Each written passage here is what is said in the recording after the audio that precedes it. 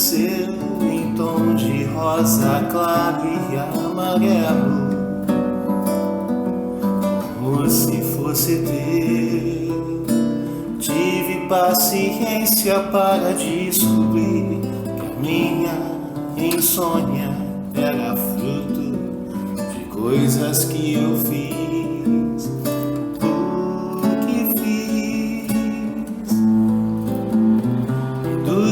Eu não fiz,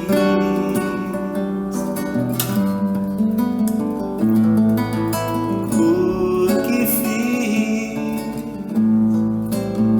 e coisas que me diz.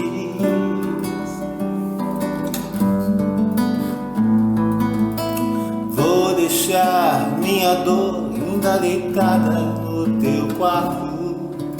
Quebro o espelho, rabisco o corredor e parto em caminhada para lugares tão distantes. Porém antes quero ser tão teu, tão seu quanto meu. Por uma última vez quero ser seu bebê.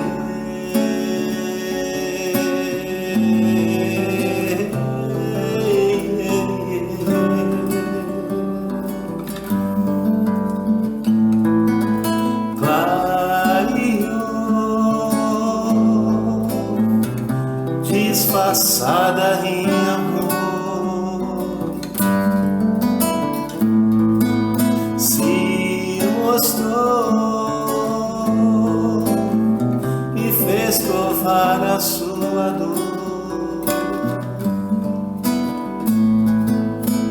Pego meu troféu em nosso instante e os carinhos dados pelo meu amor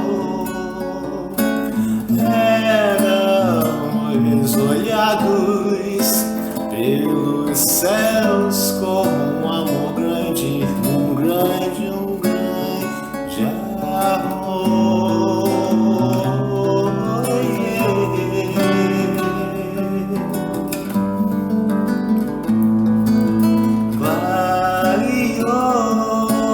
Clareou, disfarçada em amor,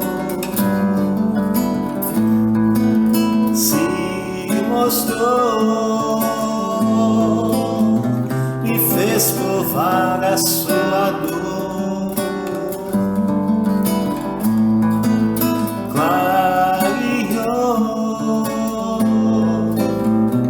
disfarçada em